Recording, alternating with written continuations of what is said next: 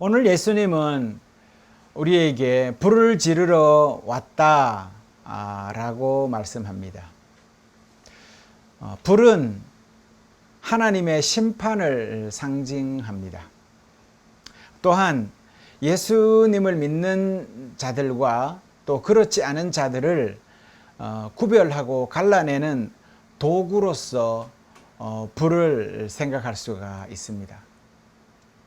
예수님은 불을 지르러 오셨고 이미 이 땅은 불타고 있다라고 말씀합니다. 이 말의 의미를 좀 더 깊이 새겨 보면 오늘 말씀 가운데서 함께 은혜를 받고자 합니다. 예수님이 불을 지르러 오셨다라는 것은 당신이 이 땅에 왜 오셨는지, 무엇을 하러 오셨는지 그 의도를 분명하게 말씀하시는 것이다 라고 볼 수가 있습니다. 그리고 이미 불타고 있다 라는 이 말씀은 예수님의 그런 열망이, 그 가슴에 쌓인 열망이 불타오르고 있다 라고 볼 수 있다라는 것입니다.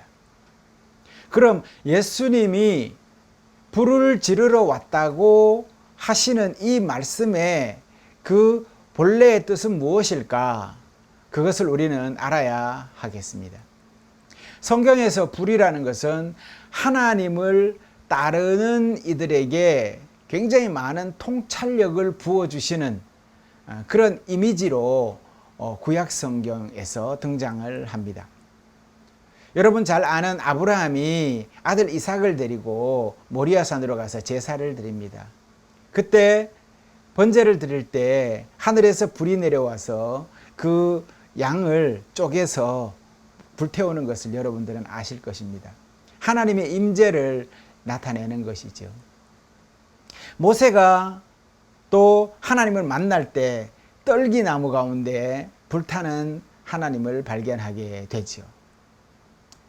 그렇습니다. 그리고 또 이스라엘 백성을 광야에서 인도하실 때에 낮에는 구름 기둥과 밤에는 불 기둥으로 인도하셨던 것을 알고 있습니다.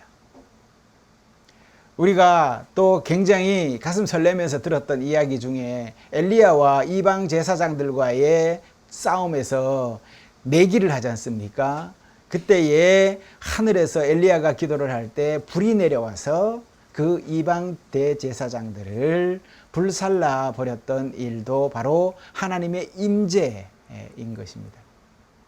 그래서 이 외에도 성경에는 하나님의 임재를 불로 표현하는 곳이 수없이 많이 등장합니다. 여러분, 불이 무엇입니까?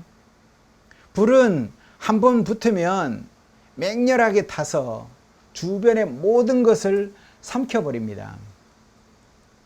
예수님이 불을 이야기하실 때에 이 불 또한 모든 것을 삼키시는 그리스도를 의미한다고 볼 수가 있습니다.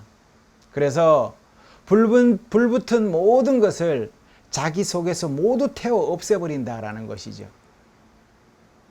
결국 이 말은 뭐냐?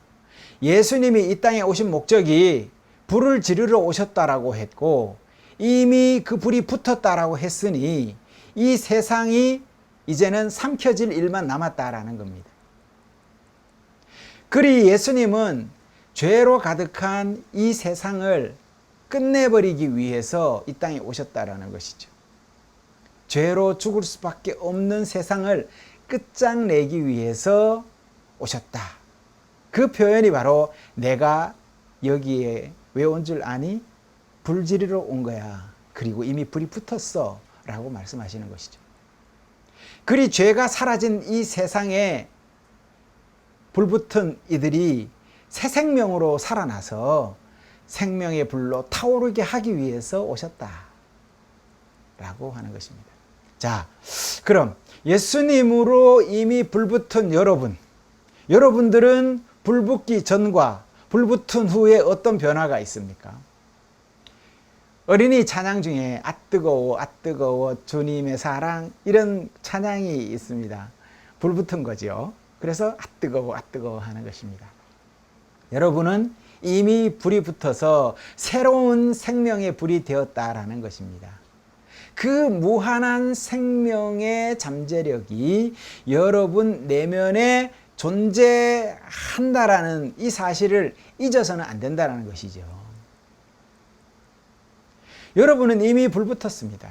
그렇게 불이 붙었고 그 불로 인해서 여러분은 이미 새로운 피조물이 되었다라는 것입니다. 하지만 이 사실을 깨닫느냐 깨닫지 못하느냐는 여러분의 믿음에 달렸다라는 겁니다. 불은 붙어 있어요. 그런데 내가 뜨거운 줄을 몰라. 내가 불 붙은 줄을 몰라. 그렇죠? 그렇다고 여러분의 불이 붙어 있는 불이 붙어 있는지 안 붙어 있는지를 모른다고 해서 하나님의 불이 사라지는 것은 아닙니다. 희미하게 붙어 있을 뿐인 것이죠. 한 번 붙은 불은 꺼지지 않고 영원히 함께 하신다라고 하나님이 함께 하셨으니 그 불이 꺼지지는 않겠지만 정작 내가 붙었다라고 알고 그 열망 가운데서 그 기쁨 가운데서 살아가면 오죽 좋을까. 그런데 아직 그것을 느끼지 못하고 살아간다면 그것은 그분이 어떻게 보면 조금은 손해보고 살아가는 거다라는 말이죠. 다만 내가 불이 붙었다는 사실을 알게 된다면 그 사람의 삶은 매일 주님의 불로 태워지게 되고 행복해질 거라는 것입니다. 또한 주님의 사람으로 책임과 의무감에 스스로 자부심을 갖고 그래 나는 그리스도인이니까 이렇게 살아가야 돼 라고 그것이 구속이 아니라 기쁨으로 살아가게 될 것이라는 것입니다. 여러분, 불은 모든 것을 태워버리고 사라지게 합니다.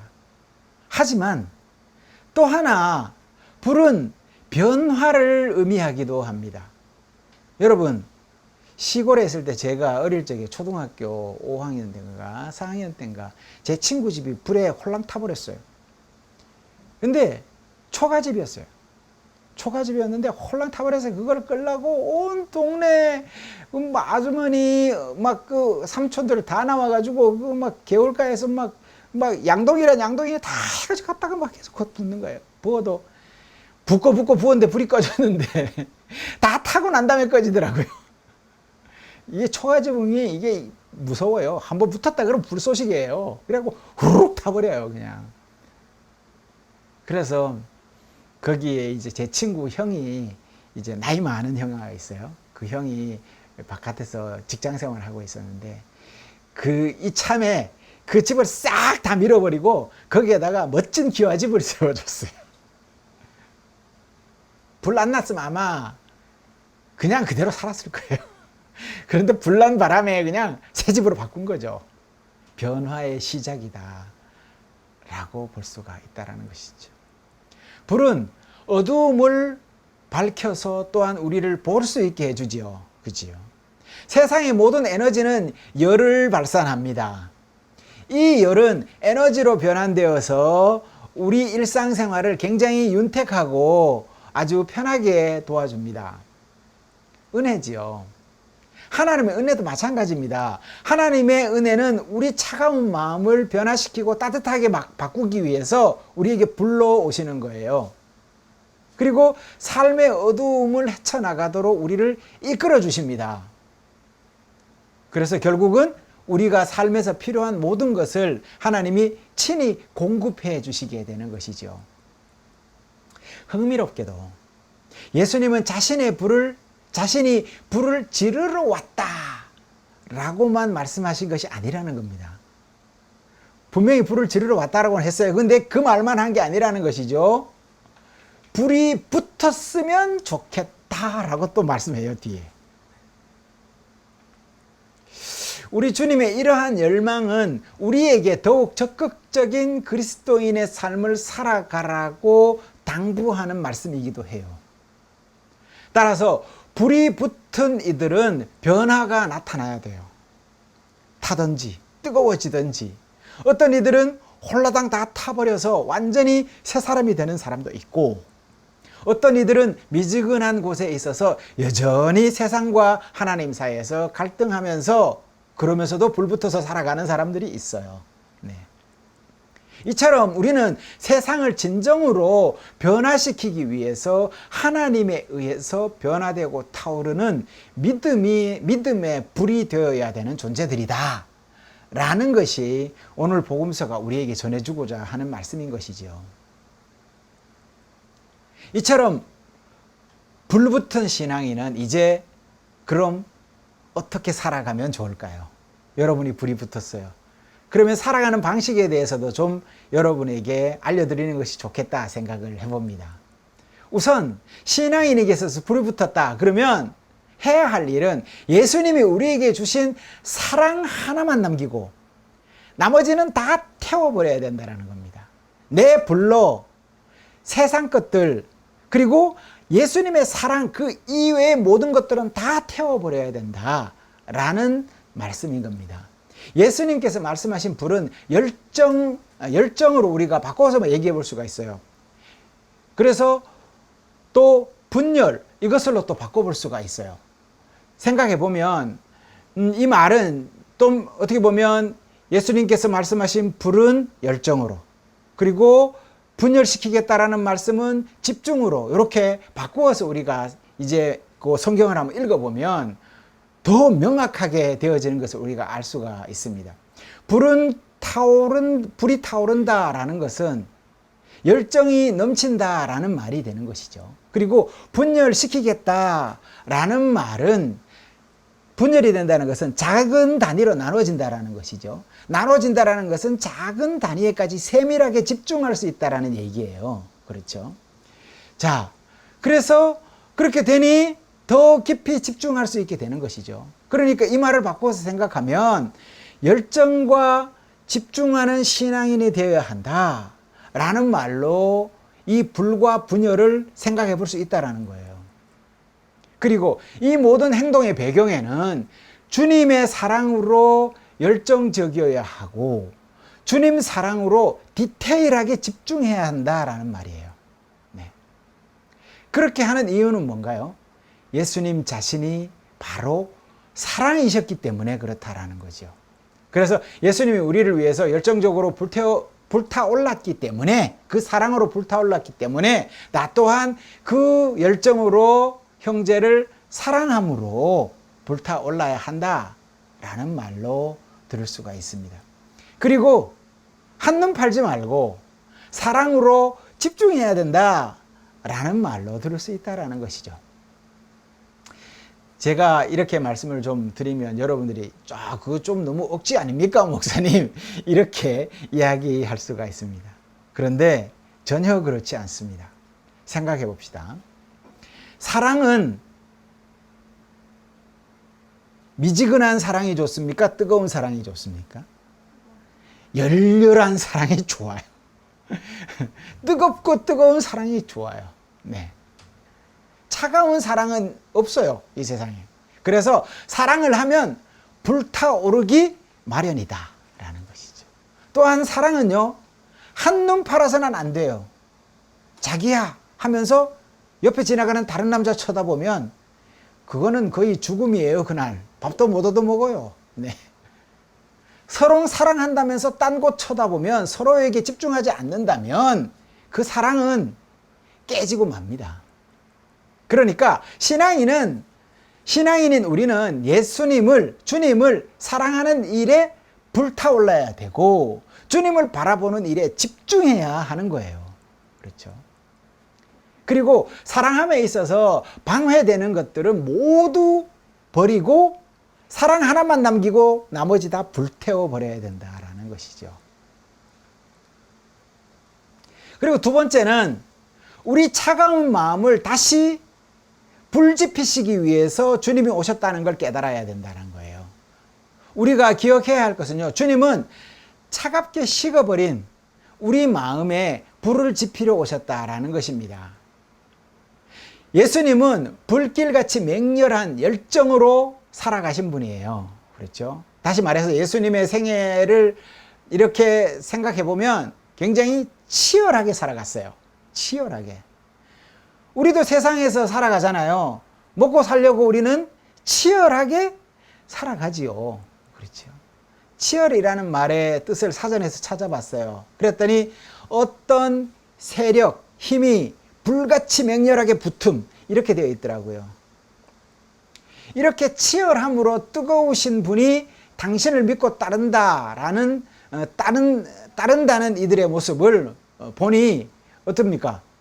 당신이 그렇게 치열한 분인데 당신을 따른다라는 사람들을 정작 쳐다보니 어우, 다들 뜨뜻미지근해. 성경에 보면요, 차든지 뜨겁든지 하라고 그래요. 아예 차든지 미지근하지 말라는 거예요. 얼마나 속이 타겠어요. 저희 집에 에어컨이 있습니다. 잘 쓰지도 않지만 오래됐는데 냉매를 안 갈아서 온도가 좀처럼 잘 내려가지를 않아요. 잘 키지도 않지만 그러니까 프레온 가스가 빠진 것이죠. 차든지 해야 에어컨이죠. 미지근하면 선풍기지요. 그러니 차든지 하거라 라는 겁니다. 그렇습니다. 예수님은 신앙인들이 세상에서 그저 그렇게 살아가기를 바라시지 않습니다. 대충 살기를 바라시지 않아요. 부모도 마찬가지잖아요. 자기 자녀가 세상에서 어디 가서 욕먹고 이렇게 다니면 그거 좋아하지 않잖아요. 그죠? 당당하게 자기답게, 자기 아들답게, 자기 딸답게 그렇게 살아가기를 원하잖아요. 그래서 당신 닮아서 예수님도 당신 자녀들이 사랑의 불을 활활 지피면서 뜨겁게 살아가기를 원해요. 치열하게 살아가기를 바란다라는 겁니다. 그리 당신 자비의 불을 활활 타오기를 바라시는 분이 예수님이다. 그러기 위해서 너희들에게 불을 지피러 온 거다. 이렇게 생각해 볼 수 있다는 겁니다. 그런데 문제가 있어요. 이런 삶을 살아가려면 지금껏 살아오던 모습으로는 불가능해요. 하나님이 원하는 대로 살아갈 수가 없어요. 반드시 충돌이 일어나야만 해요. 기존에 살던 모습과 충돌이 일어나고 그리고 그것이 분열이 되어지고 그리고 거기에서 변화가 일어나야 다시 하나님의 사람으로 뜨겁게 살아갈 수가 있는 거예요. 그러니까 결코 그 과정이 평화롭고 자연스러운 과정은 아니에요. 소용돌이가 있고 깨지는 과정이 있다는 거죠. 그래서 유혹과 욕심, 내가 삶에서 소중하다고 여기는 것들을 도려내고 또 끊임없는 싸움의 과정이 바로 이 과정에 있기 때문에 분열이라고 한 거예요. 예를 들어서 하나님 앞에 기도하는 시간을 우리가 많이 약속을 하지 않습니까? 하나님, 제가 꼭 기도하겠습니다. 제가 예전에 신앙이 어릴 적에 고등학교 3학년 때였었어요. 외할머니 댁에서 이제 학교가 가까워서 거기에서 이제 숙식을 하면서 고등학교 3학년 이제 학력고사라 그랬습니까? 그때는 뭐 하여튼 그 시험을 이제 준비를 했어요. 그때 100일 작전이라는 게 유행했습니다. 친구들이 다 뭐 100일 작전, 뭐 100일 기도한다 그러고 뭐 그런 얘기를 하는 걸 얼핏 들었어요. 그래서 야, 나도 100일 뭐 해야 되지 않나 싶어서 그때부터 성경을 읽어볼까? 100일 동안 아침에 일어나자마자 성경 한 장씩 읽고 공부하자. 이 생각을 내가 그때 했어요. 하면서 성경을 뒤져보니까 다 긴 거야. 이거 읽다가는 큰일 나겠다.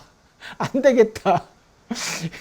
그래서 제가 뭐를 선택했냐면 10편을 선택했어요. 10편을 보니까 다 짧은 거예요. 짧고 야, 이 정도는 읽고 하면 좋겠다 생각해서 그때부터 10편, 100편부터 마지막 날 시험 보는 당일날 10편, 1편을 읽고 가야 되겠다라고 생각할 거는 100편부터 읽기 시작했어요. 나중에 제가 알게 된 사실은요, 다행히도 119편이 안 걸린 게 다행이야. 할렐루야. 얼마나 긴지 몰라요. 10편, 119편은. 그리고 119일을 내가 작정을 안 한 게 다행이다. 이런 감사함도 제게 있었습니다. 그래서 쭉 해서 마지막 날 이제 1편을 읽고 시험 보러 이제 그 새벽 아침에 아침밥을 이제 외할머니가 해주셔서 먹고 이제 시험을 보러 이제 딱 이제 갔어요. 가는데 10편 1편에 그 말이잖아요. 그죠? 유명한 그 시편의 1편의 말씀을 듣고 이제 하나님 편에 냇가에 심긴 나무 그러한 그 축복의 말씀을 읽고 가서 시험을 보는데 편안하게 시험을 봤어요. 그래서 하나님의 말씀에 능력이 있구나. 제가 신비를 이야기하는 건 아니에요. 제 마음이 평안해졌고 위로가 되어지니 평소에 공부했던 것들이 자연스럽게 생각이 잘 났다라는 겁니다. 그것이 하나님의 은혜지 뭐예요. 그렇게 했던 경험이 제게 있었습니다. 그런데 그 이후에 다시 약속을 하고 하나님 앞에 뭔가 이렇게 어려운 일이 있을 때 제가 이렇게 다시 해보려고 해도 이 시간이 잘 지켜지지 않는 거예요. 기도 시간을 내가 반드시 지키겠다고 마음속에 약속을 실천하려고 하면 꼭 무슨 일이 끼어드는 거예요. 그게 잘 안 됩니다. 친구하고 아침 족구하기로 했는데 고시원에서 공부할 때 족구하자 그러고 같이 다 일어나서 족구하러 나고 나 혼자 앉아서 거기서 시편 읽는다고 이렇게 하기가 참 좀처럼 안 되더라고요. 내 시간을 쪼개고 또 예배를 위해서 내 시간을 포기를 할 때에 그래야 결국은 분열이 되어질 때 내 삶이 깨어질 때라야 그게 가능하더라는 겁니다.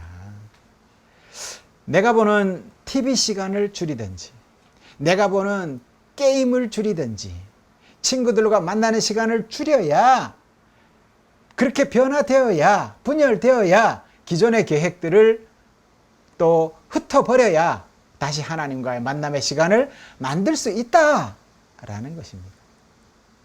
그러니 이것은 뭡니까? 우리의 의지가 필요하다라는 얘기예요. 우리의 의지가. 그래서 예수님께서 십자가를 통해서 참된 평화를 얻어내신 것처럼 우리도 나를 저 편안하게 하는 것과 진정으로 평화롭게 하는 가치 있는 것들을 포기할 때에 그것을 얻을 수 있다라는 겁니다.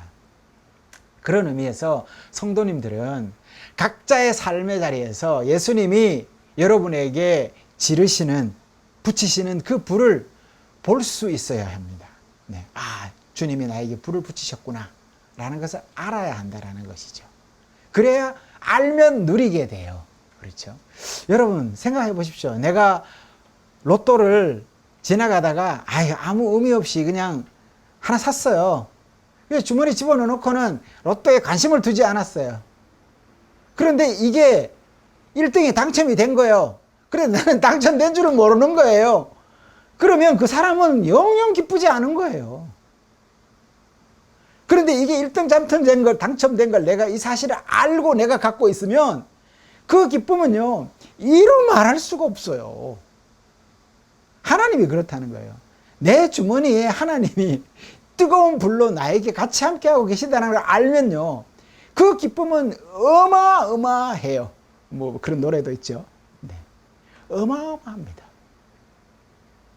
그 기쁨을 누린다는 것은 내가 그것을 아는 것으로부터 출발해요. 그렇죠? 그러니까 내가 그것을 알려고 애쓰는 일에 여러분들은 최선을 다해야 돼요. 그리고 마지막으로 우리는 이 불 앞에 분열이 일어나고 정말 내 삶이 흐트러지는 이 순간에도 순수하고 솔직하게 하나님 앞에 서야 돼요. 어떻게 해요? 순수하고 솔직하게 서야 돼요. 그게 중요해요. 불을 지르면 분열하고 다툴 수밖에 없어요. 그럴 때도 신앙인들은 순수함과 솔직함으로 주님 앞에 머물러야 돼요. 신앙 공동체가 가끔씩 깨지는 걸 볼 수가 있어요. 교회마다 분란이 많이 일어나요. 자세히 들어보십시오. 들어보면 다 옳은 소리예요. 이 사람도 옳은 소리 하고 이 사람도 옳은 소리를 해요. 다만 방식이 다를 뿐이에요. 그들 마음을 합쳐놓으면요, 정말 하나님을 위하고 위하는 마음으로 어마어마해져요. 그런데 그 안에 뭐가 들어가 있습니까? 그냥 분열을 맞이할 때 순수함이 결여되고 솔직함이 사라져 버리니까 그때부터 그게 감정 싸움으로 가버리는 거예요. 그러면 그냥 교회는 회복될 일이 없는 거예요. 금산에 가면 그 어떤 그 교회가 있었는데 거기인지 잘 모르겠습니다. 그런데 두 교회가 굉장히 아주 원수 같은 교회가 있었는데 지척에 있었답니다. 도로를 하나 사이 두고. 뭐 그것도 이제 마을 도로겠죠. 그런데 이 사람들이 나중에 그렇게 원수지간으로 살다가 나중에는 두 교회가 화해를 했답니다. 화해를 했는데 어떻게 화해를 했냐? 우리 한 교회 아이가 그러니 이 하나로 합치자 이래 된 거예요. 그러니까 이쪽 교회에 있는 사람들은 여기 교회가 자기 교회니까 부시기 싫고 이쪽 교회에 있는 사람들은 또 이쪽 교회가 내 교회니까 부시기 싫은 거예요. 그래서 서로가 부시기 싫으니 하나 되기는 멀잖아요. 그래서 묘안을 낸 거예요. 우리 지하 통로를 파자. 그래갖고 두 교회에다가 지하 통로를 파가지고 두 교회가 왔다 갔다 하는 거예요. 그러면서 같이 예배를 드리는 거예요. 그래서 한 교회가 되었어요. 우리는 통하는 지점이 꼭 있습니다. 모양만 다를 뿐이지. 그러니까 하나 되기 위해서 우리는 솔직해야 되고 순진해야 돼요. 아이들 아무리 싸워도 바로 돌아서서 토라졌더라도 금방 화해하잖아요. 그리고는 나 그거 같이 놀래. 그리고 같이 또 친구가 돼요. 그것이 순수함입니다. 신앙인은 그래야 돼요. 바로 하나님의 사랑이 똑같이 내 안에 불로 담겨져 있기 때문에 가능하다라는 거예요, 그게. 그러니까 싸울 때 싸울 값이라도 순수하고 솔직하게 같이 하나님 앞에 머문다면 반드시 스스로의 모든 모습들을 상호 서로 다 알게 되고 서로가 이해하는 기회가 될 수 있다는 겁니다. 다만 생각해보면 소란스러워지는 것이 목회자로서 이런 일이 있을 때마다 굉장히 힘들고 어려워요.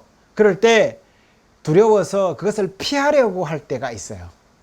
그래서 때로는 성도들이 힘들어서 목사님 제가 이제 더 이상은 예배를 같이 못 드리겠어요. 이런 얘기도 하고 교회 나오기가 좀 그래요. 이런 얘기를 할 때에 어떻게 보면 인간적인 마음에서는 이런 얘기까지는 하고 싶지 않지만 제가 좀 더 잘할게요. 푸세요. 마음을 푸십시오. 그리고 기도하십시오. 라고 제가 이런 얘기까지도 해요. 그런데 제가 가만히 생각해 봤어요. 그러니까 당연히 목회자니까 그렇게 해야지 라는 생각도 하지만 네가 그렇게 한다고 해서 그 사람 마음이 돌아올 것 같아? 아니야. 이것은 영적인 문제이기 때문에 네 생각만으로 되는 건 아니야. 성령의 불이 해결해 주시기를 간구하는 게 그게 바른 길이야 라는 그러한 음성을 들을 때가 제가 있다라는 것이죠. 서로의 바라보는 관점이 조금 다를 때 우리가 서로에 대해서 조금 더 솔직하게 선다면, 그렇다면 가식 없이 솔직하게 그렇게 순진하게만 바라볼 수 있다면 하나님 앞에 돌아오는 일은 결코 어렵지 않을 것이다 라는 말씀을 드립니다. 우리가 주님의 불로 한 형제 된 사람들입니다. 오늘 복음서에서 예수님은 내가 평화를 주러 왔다고 생각하느냐? 아니다. 오히려 분열을 일으키러 왔다고 말씀합니다. 좋은 게 좋은 거지 라는 마음으로 거달기식으로 평화를 이루는 것은 그게 진정한 평화가 아니에요. 지금 보니까 그 정당에서 막 엄청 이렇게 소란이 있더라고요. 많은 국민들이 걱정을 하고 있는 것 같아요. 하지만 오히려 이런 기회가 그러한 분들에게 더 하나 될 수 있는, 그리고 더 바른 길을 바라볼 수 있는 기회가 되지 않을까라는 생각도 해봅니다. 이런 평화는 이렇게 겉모습만으로 너 참아라, 그리고 다음 기회를 봐라라고 이렇게 얘기하고 이렇게 묻어두는 것은 어떻게 보면 참된 평화가 아니다라는 것입니다. 언제든지 터질 준비가 되어 있다는 것이죠. 그런 의미에서 오늘 복음서의 예수님의 이 분열을 통해서라도 참되고 올바른 길을 걸을 수 있도록 이끄시려는 그 주님의 마음을 조금이나마 우리는 신앙인으로서 영적인 일들 가운데서도 깨달아야 하겠다라는 것입니다. 아이들은 방금 전에 다투고도 금방 친해져요. 이유는 순수하기 때문입니다. 그렇습니다. 예수님의 사람들은 이처럼 하나님 앞에서 서로 존중하고 특히 순수하고 솔직함으로 서로에게 최선을 다해야 합니다. 성도 여러분, 한 주간 세상 속에서 우리가 살아갈 때 여러분의 영혼이 활활 타고 있는지 돌아보시는 시간이 되었으면 합니다. 그렇지 않으면 더욱 주님 뜨거운 사랑 불지펴 달라고 간구해야 할 것입니다.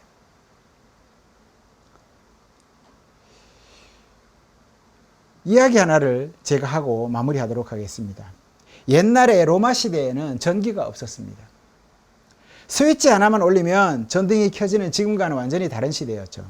그때 마을마다 광장 중간에 횃불이 하나씩 이렇게 크게 불타고 있었습니다. 그게 이제 전등 역할을 한 것이죠.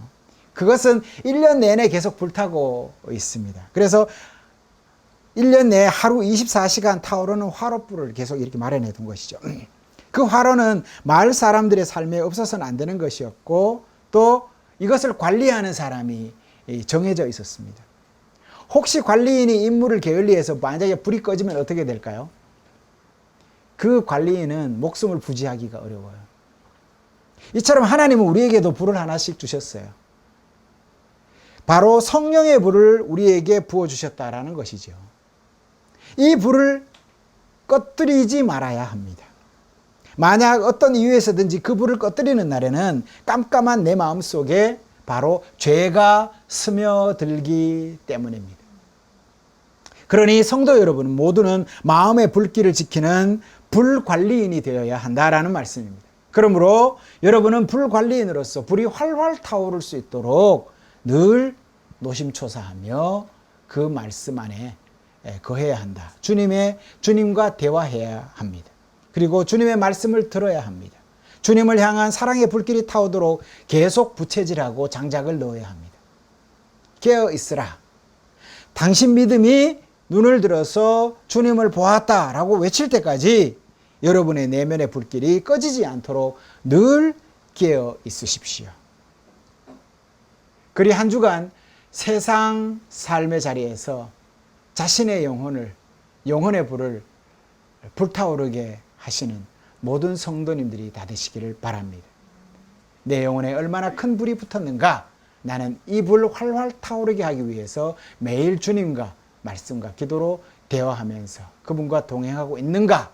돌아보시기를 바랍니다. 하나님의 불을 성도님들께 지펴주시기를 간구하시기를 바랍니다. 그러면 여러분이 하나님이 부으시는 은혜를 통해서 얼마나 변화될 수 있는지 그 변화를 놀랍게 보실 수가 있을 것입니다. 한 주간 그리 행복하고 주님과 든든하게 동행해가는 모든 성도님들 다 되시기를 바랍니다. 기도하시겠습니다.